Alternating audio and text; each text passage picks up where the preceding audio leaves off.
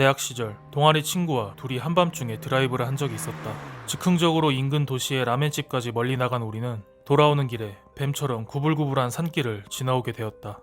낮에는 몇 번 지나간 적이 있던 길이었지만 밤이 되니 이것이 같은 길인가 싶을 정도로 기분 나쁜 분위기였다.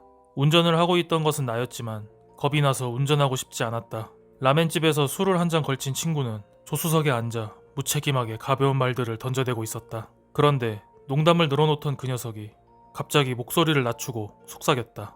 이 고개에는 말이지 여러 가지 이상한 이야기가 있어.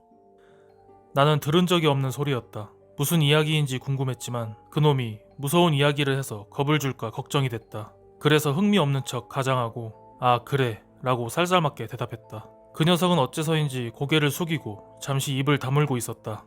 2차선 도로였지만 반대편에는 차가 한 대도 보이지 않았다. 겨우 구색을 맞추기 위한 가로등이 드문드문 서 있을 뿐이었다. 말없이 계속 달리고 있는데 갑자기 커다란 사람의 모습이 앞에서 나타났다. 순간 깜짝 놀랐지만 곧 그것이 길가에 서 있는 지장보살 석상이라는 걸 알아차리자 마음이 놓였다. 그때 입을 다물고 있던 친구가 입을 열었다. 야, 무서운 이야기 할까? 이 자식 조용하다 싶었더니 괴담을 생각하고 있었구나. 그 녀석은 여전히 고개를 숙인 채로 이야기를 시작했다. 할아버지가 말해준 거지만 우리 할아버지 댁 정원에는 어린애가 묻혀있대. 그 집 엄청 낡았거든. 언제부터 있던 건지는 모르겠지만 이상한 돌이 정원 구석에 있어. 그 아래 묻혀있대. 할아버지 말로는 그 어린애가 우리 집을 대대로 지켜줬대. 그 대신 언제나 화가 나 있기 때문에 매일매일 물로 그 돌 주변을 깨끗이 닦지 않으면 안 된다는 거야.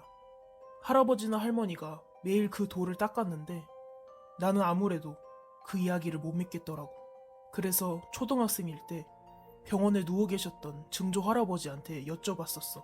그런데 증조 할아버지도 그곳에 어린애가 묻혀있다고 하시더라고. 당신도 본인의 할아버지한테 들은 얘기라는 거야.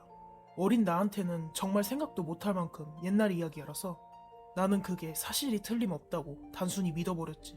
친구는 담담히 이야기를 계속해 나갔다. 이런 곳에서 하는 괴담치고는 상당히 이상한 이야기였다. 그 어린애란 건 말이야, 자식희 와라시랄까? 집을 지키는 수호신이라는 거였지. 그런데 묻혀있다는 게 영 이상해서 난 증조 할아버지한테 물어봤던 거야. 왜 묻혀있는 거예요? 하고. 거기까지 들었을 때 갑자기 눈앞에 사람의 모습이 나타나 나는 나도 모르게 핸들을 반대편으로 꺾었다. 불빛에 한순간 비쳤을 뿐이었지만 분명 그것은 사람의 모습이 아니었다. 지장보살 석상인가? 그렇게 생각한 순간 등골이 오싹해졌다. 내가 지금 같은 곳을 돌고 있는 건가? 있을 수 없었다. 길은 좁았고 일방통행의 오솔길이었다. 친구는 그런 나를 아랑곳하지 않고 계속 말을 이어갔다. 증조 할아버지는 침대 위에서 양손을 모으고 눈을 감은 채 속삭이셨어.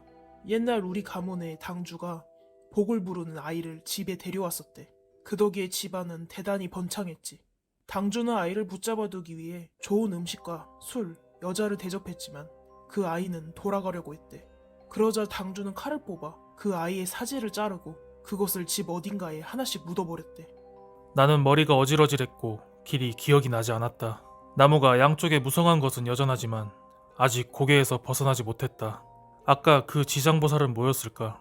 차선은 라이트여서 도망치듯 구부러져 있었다. 그리고 여전히 친구는 고개를 숙이며 계속 말을 하고 있었다. 그 이후 우리 집은 장사로 대단히 번성했지만 아이가 일찍 죽거나 유행병으로 가족이 죽는 일도 잦았다나 봐. 증조 할아버지 말로는 그 아이는 복을 가져오는 동시에 우리 집에 재앙을 가져온 신이라더군. 그래서 분노를 가라앉히기 위해서 그 돌을 소중히 해야 한다는 거였지.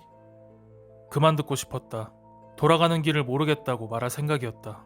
우리는 여전히 같은 길을 빙글빙글 돌고 있었다. 친구가 하는 이야기도 전혀 알 수가 없었다.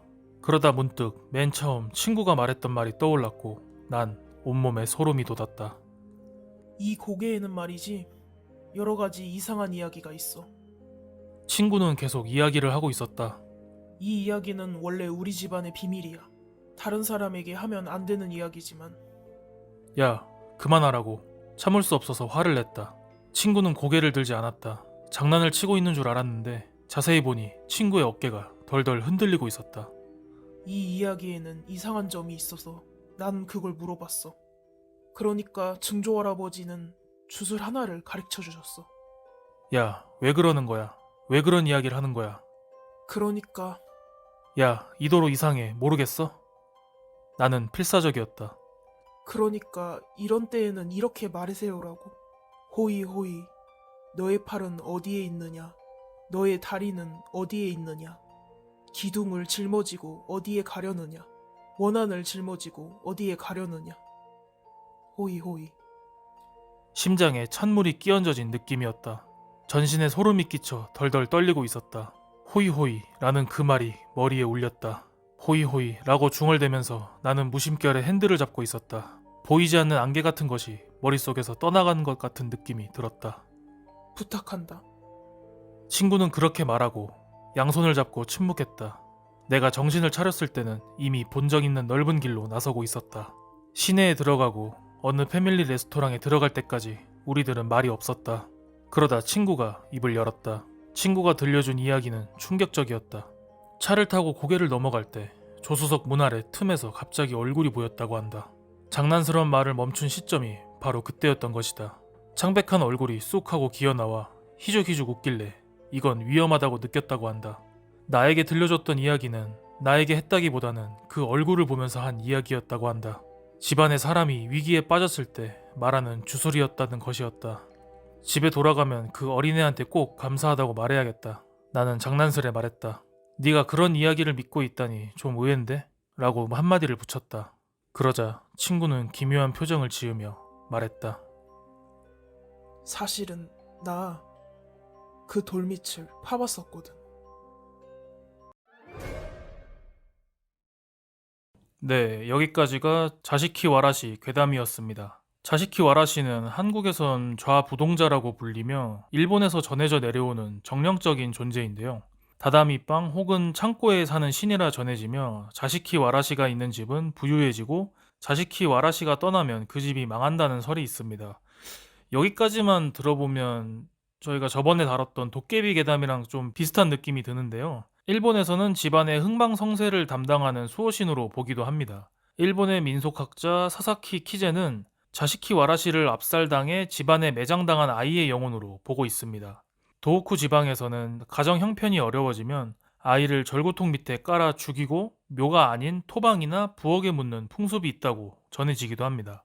니노헤시 일대에서는 한때 일찍 죽거나 양육상의 문제로 죽인 아이를 봉양하기 위해 방 한 면에 아이 방을 만들거나 장난감이나 과자를 두고 빌기도 했다고 하고요. 이 풍습은 지금까지도 일부 남아있다고 합니다. 자시키 와라시는 죽은 아이의 시체를 집안에 묻어 수호신으로 만드는 기이한 풍습으로 가장 지켜야 할 연약한 존재인 아동을 상대로 이런 풍습이 있었는지 많이 여러모로 안타까운 생각이 들었습니다. 이런 풍습으로 인해 무서운 소문들이 생기고 후손들이 겪은 이야기가 이렇게 괴담으로 전해진 것이 아닐지 다시 한번 생각해 보게 됩니다.